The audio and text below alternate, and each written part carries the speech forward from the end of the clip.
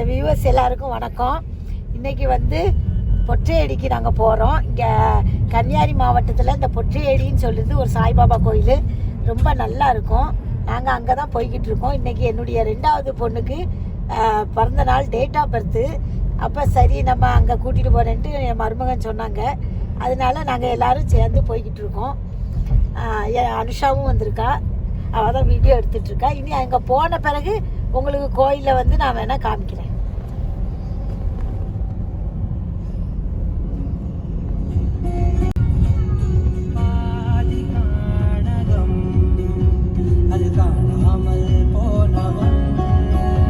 இந்த மலை தான் வந்து மருத்துவ மலைன்னு சொல்லுவாங்க. இது வந்து சுசீந்திரத்துக்கிட்ட கொஞ்சம் தாண்டி இருக்குது. அது ரொம்ப நல்லா இருக்கும். இங்கே வந்து பௌர்ணமிக்கு கிரிவலம் வருவாங்க எல்லோரும், நம்ம சுற்றலாம். நான் ஒரு 2 ட்ரிப்பு வந்திருக்கேன். ரொம்ப நல்லா இருக்கும். இப்போ நீங்கள் நினைப்பீங்க கொரோனா பீரியடில் போகிறாங்களேன்னு நினைப்பீங்க. ஆனால் வியாழக்கிழமை தான் அங்கே ரொம்ப கூட்டமாக இருக்கும். இந்த வெள்ளிக்கிழமை வந்து அவ்வளோ கூட்டம் இருக்காது. இந்த கொரோனாவுக்கு அப்புறம் இப்போ தான் நாங்கள் வெளியே கோயிலுக்குன்னு நான் கிளம்பி வரேன். கோயிலையும் அதுவும் மாட்டு பார்க்க கண்கொள்ளா காட்சியாக இருக்கும். வீட்டிலே இருந்தது இப்போ பார்க்கறதுக்கு நமக்கு ரொம்ப எக்ஸைட்மெண்ட்டாக நல்லா இருக்கு.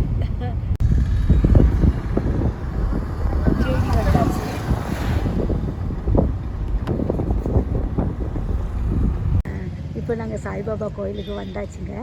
இதுதான் எங்கள் ஊரில் உள்ள ஃபேமஸான பொற்றையடி சாய்பாபா கோயில். நீங்களும் இந்த இதில் பார்த்து தரிசனம் பண்ணிக்கோங்க. அஞ்சனா ஹாய். அஞ்சனா நிற்கிறா. அஞ்சனா ஹாய் சொல்லுமா.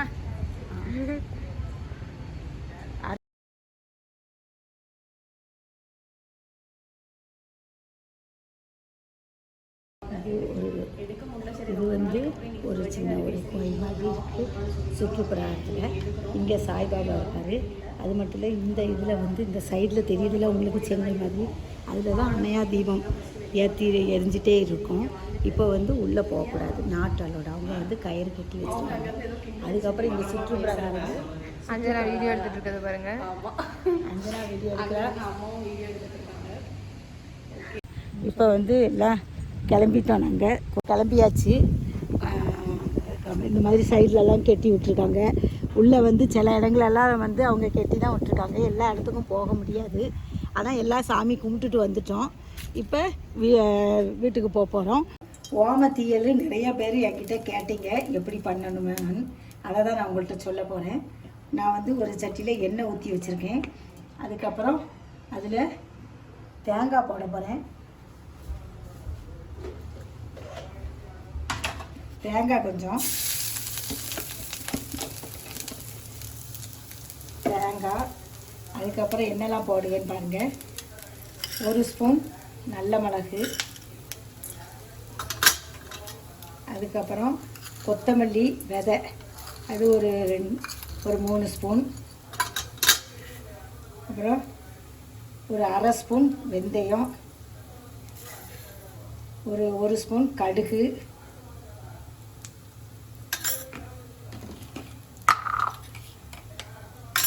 அப்புறம் ஒரு 3 ஸ்பூன் ஓமம்,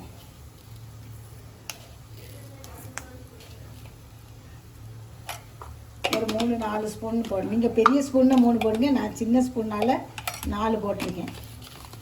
அதுக்கப்புறம் சுக்கு ஒரு பெரிய சுக்காட்டு, கொஞ்சம் இந்த அளவுக்கு சுக்கு காமிக்கிறேன் உங்களுக்கு. எந்த தேங்காய்க்கு தக்கன போட்டுக்கோங்க. நான் இந்த அளவுக்கு சுக்கை தட்டி போட்டிருக்கேன். உங்களுக்கு தேங்காய் எவ்வளோ இருக்கோ அதுக்கு தக்கன சுக்கு போட்டுக்கோங்க.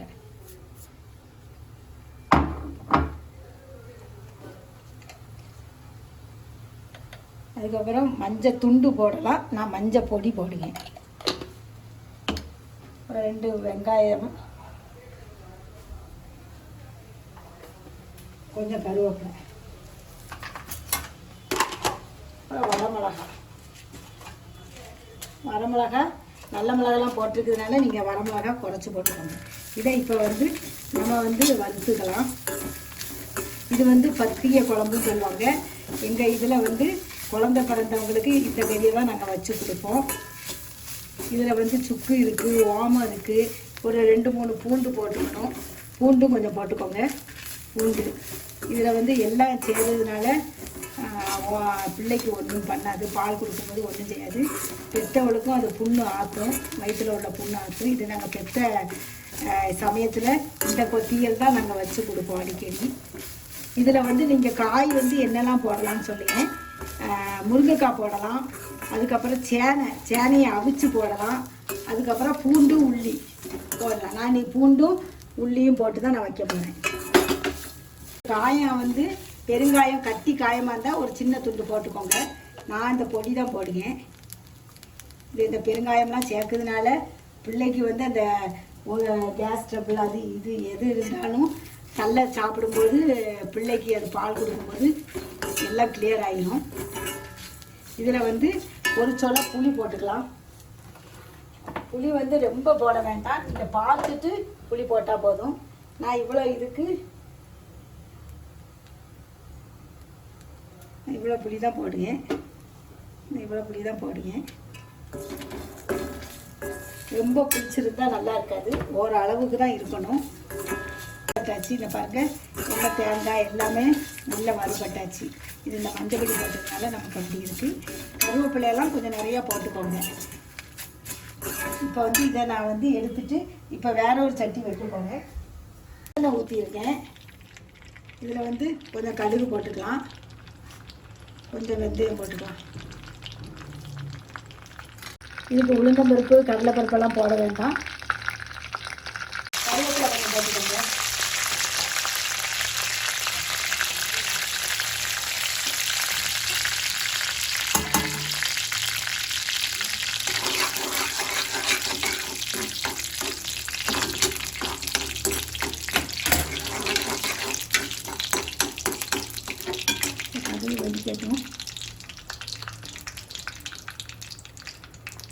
கடுகு வெடிக்கட்டும்.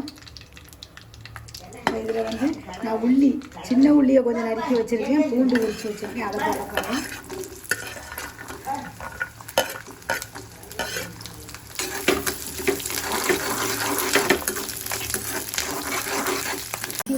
இதை நல்ல நைஸாக அரைச்சிட்டு வந்துடலாம்.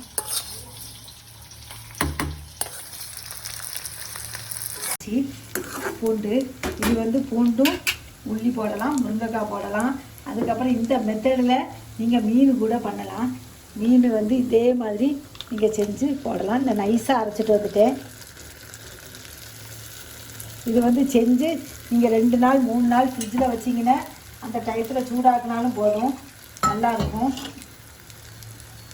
சூடாக்கி அப்படி கொடுக்கலாம். மிக்சியை கழுவி தண்ணி வச்சுக்கலாம்.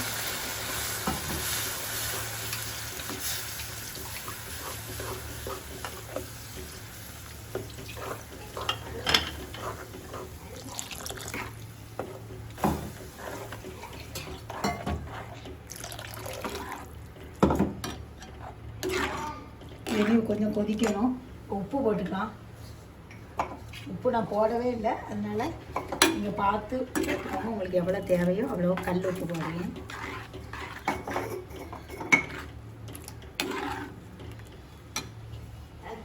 தீயல் எப்படி இருக்குன்னு பார்க்கலாம். இந்த பாருங்க எப்படி இருக்குன்ட்டு எண்ணெயெல்லாம் பிரிஞ்சு அழகாக வந்துருக்கு பாருங்கள்.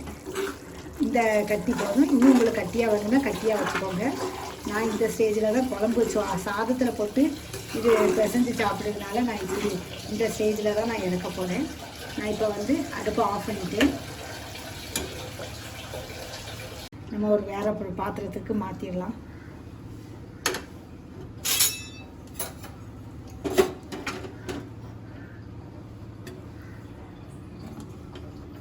இதில் வந்து நீங்கள் சுண்டைக்காய் கூட போட்டுக்கலாம்.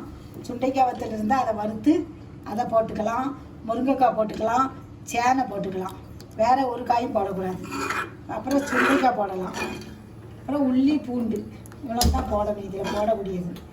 அதுக்கப்புறம் மீன் போடலாம். நீங்கள் மீன் வந்து இதே மெத்தடில் மீன் கறி வச்சு கொடுக்கலாம். இது பெற்றவங்களுக்கு வந்து நாங்கள் இந்த கறி தான் பத்திய கறியாட்டு கொடுப்போம். இந்த வீடியோ உங்களுக்கு பிடிச்சிருக்குன்னு நினைக்கிறேன்.